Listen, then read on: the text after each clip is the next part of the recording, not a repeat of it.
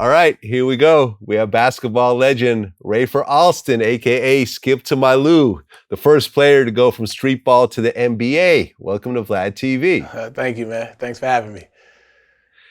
Hey, man, big longtime fan, man, and congrats on the barriers that you broke in this game. Indeed, man. Yeah. Well, this is your first time here, so I want to start in the very beginning. So you grew up in Southside Queens. Yes, sir. Southside Jamaica Queens. That's right.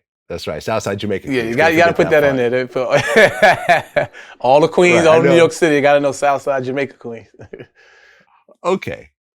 And I mean, what was Jamaica Queens like during the 80s? Man, Jamaica Queens, rough.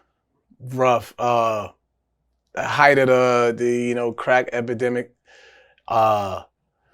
Neighborhoods were being, I would say in so many words, destroyed, brought down during that time. The one thing we when you're living in the inner city, living in those type of environments, you hang your hat on sports, and for a guy like myself, basketball was like my sanctuary, is where, I knew, that's where I should be. That's where I belong. That's where I was going the whole time. As you're navigating through those environments and through them streets, so that sports, basketball was what I was able to gravitate to. Well, you had 4 siblings? At 3, so it was 4 of us initially. 4 of us. So my older brother, who, when I was born, I didn't get a chance to meet. He passed away in a car accident. And then I have a twin sister, and I have another brother.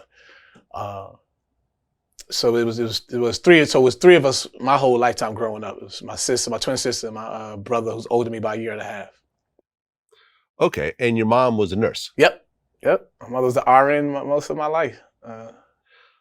Okay, so you have, and you're primarily living with your mom because you said that your dad was sort of in and out. Yeah. So my dad was around.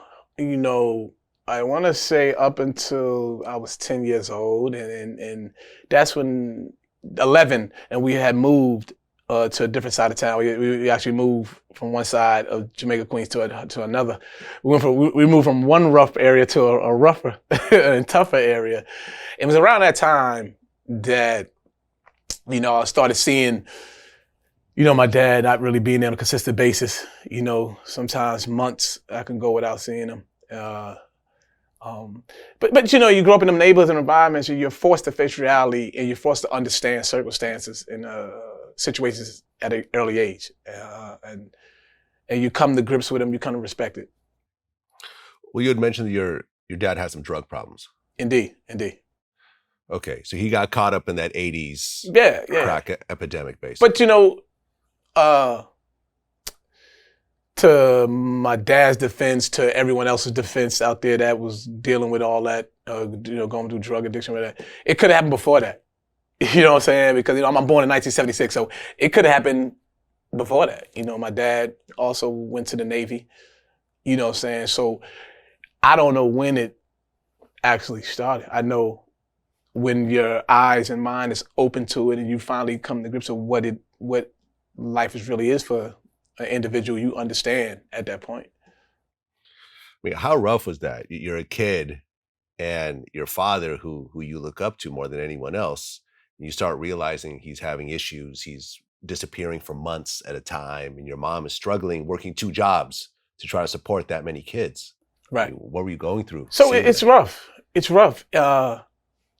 It's a weird thing because you're going through it, and then you look to the left and to the right of you, your peers, they're going through the same things. It's a situation that is unfortunate, that has become normalized in the neighborhood, because the very next kid that you're hanging out with, they're probably going through the same thing. So for me, it was rough, but you knew how to make a way through it. But it's rough. When it really becomes the toughest times is when you have a functioning school and you want the school wants the parents to come, and your dad won't make it. Or it's rough when you have a basketball game and you're one of the baddest young 10, 11, 12-year-old kids in the neighborhood, and the whole neighborhood is glorifying you. Like, man, this is going to be the next kid up. And your dad or no one is at the games, and they can't come to the games. So those times is when it's the toughest, is because now you're like, wow, the other kids' dads and moms is at the game, but you're the best one on the team, and no one knows who your dad and mother is because of actually their own life circumstance and situations. Yeah. Well, it's tough, but look what ultimately grew from that environment. Right. With you. Yeah. So that's the thing. But see, that's the thing, Vlad, is that unbeknownst to us as the young kids that are put in these situation environments, because you gotta remember, kids we born, we didn't ask to be here. We also didn't ask to be in this type of environment. So what happens to us when you're growing, like I grew up in Southside Jamaica Queens, we end up learning survival tactics. And that's what happened for a person like myself. And thus I had the opportunity to go through all that, and through life, you learn how to survive. So, when I face tough times, if I can go through that as a child, then I should be able to handle things nowadays as an adult. So that's what happens to us. And again, it's unfortunate that, you're young, you're 10, 11, 12, 13, going through, you're not even living the normal adolescent and young teenagers' lives. I got kids now, and I'm looking at them now, I'm like, man, what I was doing at 12, whew, it's mind-boggling to think back. The kids right now, they're playing their little video games pretty much all day. You know what I'm saying? I'm like, that wasn't even an option for us at 12 and 13 years old.